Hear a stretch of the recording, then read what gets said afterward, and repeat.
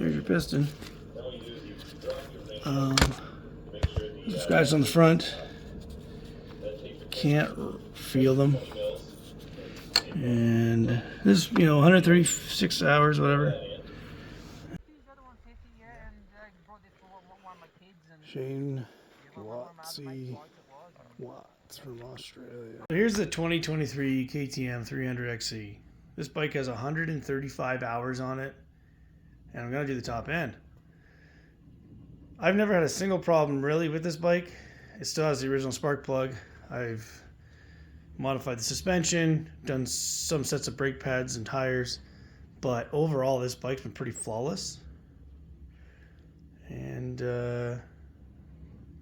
hard to beat. Take a little look here at the Emperor Racing skid plate. If you're going to buy this, definitely get this because it protects all these bolts. You can get them out. These ones were brand new, easy to get out, and so on. I love how these ones, I didn't have to unbolt it. The bit of the tail here broke off. I wanted it that way because I don't really want it covering this linkage guard that much. So I suggest buying that, and you don't really have to mess with your pipe. Pipe's got some rust on it from when I was in the Pacific Ocean. There's your piston. Scratch on the front. Can't feel them. And this, 136 hours, whatever. So interesting little fact here, Woosner piston. It's, I guess, comparable to Wiseco. They claim they're superior. Of course, everyone does that. It's, I believe, forged, whatever. So your easy clips will not work with these pistons. And basically that clip is thicker than these regular clips. And the piston, wrist pin, the one that's in for the Woosner is 1/4 millimeter wider. So you can't use the easy clips. Just so you know, if you're going to run into that problem. Easy clips, can't use them. Get our head O-rings out, put them in. Nothing special about that. It's coming together nicely. Everything seemed to check out. I think my base gaskets were a 0.45 and a 0.2, something like that. And then I put it all together, and then I got your X dimension on top under the cylinder there. Got that. That was fine. Then I got this Spall fan from Slavens. It's one that KTM uses, and just I wired it in somewhere here just to keep it nice into the loom. And then here's the wire for it, I believe, or it's in there too, I guess. I don't know. Anyway, the thing is, got this off Amazon. This switch, it's perfect. I figured let's check the linkage out. This is your shock bearing. These go bad very quickly. This one feels like it's fine. It's still good.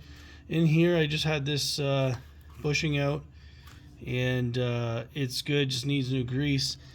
When I got this bike, after 30 hours, we took all this apart. This one would not come out. Something's wrong with it. We had to heat it up. I'm hitting it with a hammer, and it has not moved. But everything else inside is like, yeah, let's go. So that's fucking frustrating. I can't believe this.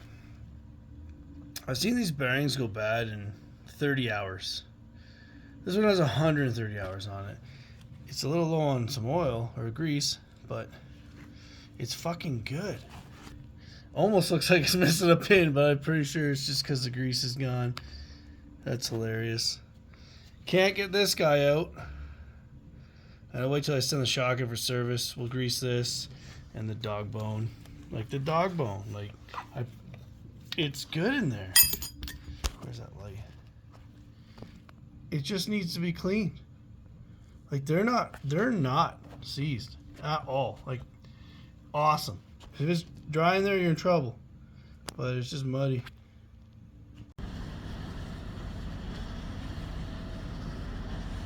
So I'm finally hooking up the TSP, Two-Stroke Performance ERM. Yeah, I can't read anything. It's funny, it doesn't show. Oh, there it goes. So it's pairing to the bike. I think I heard the power valve move once or twice. And you gotta go through quite a few steps here. So basically at this point, you have to connect it to a wireless network, which I use my phone as a hotspot, and it's working. I'm in a hotel again, so I don't want to go through the bullshit of trying to connect this thing to their network. Use your phone. Before I do any updating, I'm going to try to make sure I calibrate my throttle and I calibrate my TSP. So right now you just go to your extras, you go over and it says calibrate for throttle. It gives you this warning. So it's pretty easy. Once when you've taken this cover off and you've loosened the 2 bolts, and then this says 0.40, you then turn your idle knob until it says it's 0.50. And then when that's done, you pull on the yellow knob and spin that one until it says 0.60. And you should be good.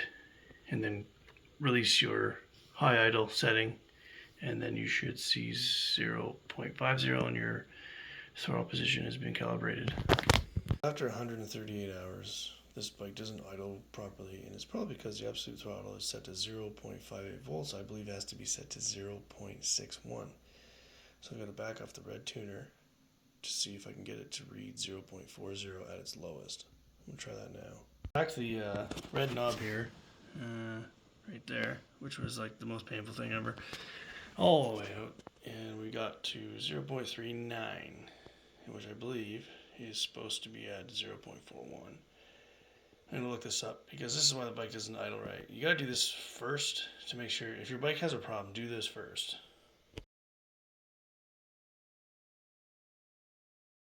Getting all set up in the hideout. I use right now. It's fucking pretty sick, actually.